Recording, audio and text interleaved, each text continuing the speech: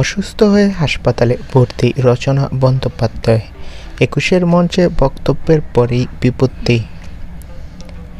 ২১শে জুলাইয়ের সেই ঐতিহাসিক মঞ্চে যখন তৃণমূলের শীর্ষ নেতৃত্বসহ হাজির ছিলেন বহু পরিচিত মুখ, ঠিক তখনই এক অন্য ছবি উঠে এসেছিল ধর্মতলা চত্বরে। সবার নজর কেড়ে নিয়েছিলেন হুগলির সাংসদ ও অভিনেত্রী রচনা বন্দ্যোপাধ্যায়। ছাইরঙা শাড়িতে সবুজ রঙের কাজ, একেবারে রাজনীতির মঞ্চেও অভিনব সৌন্দর্য।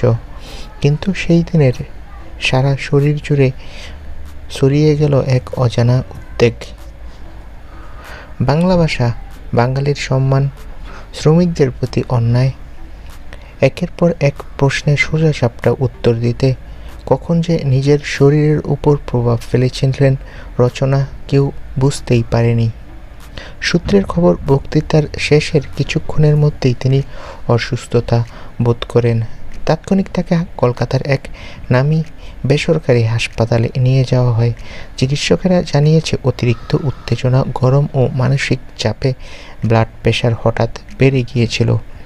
এই মুহূর্তে স্থিতিশীল হলেও পর্যবেক্ষণে রাখা হয়েছে তাকে। অনুরাগীরা বলছেন, যার গলায় বাংলা নিয়ে এত গর্ব, তার শারীরিক সুস্থতা কাম্য। তো বন্ধুরা, তোমরা সবাই রচনার জন্য দোয়া করো, সে যাতে দ্রুত সুস্থ হয়। ধন্যবাদ।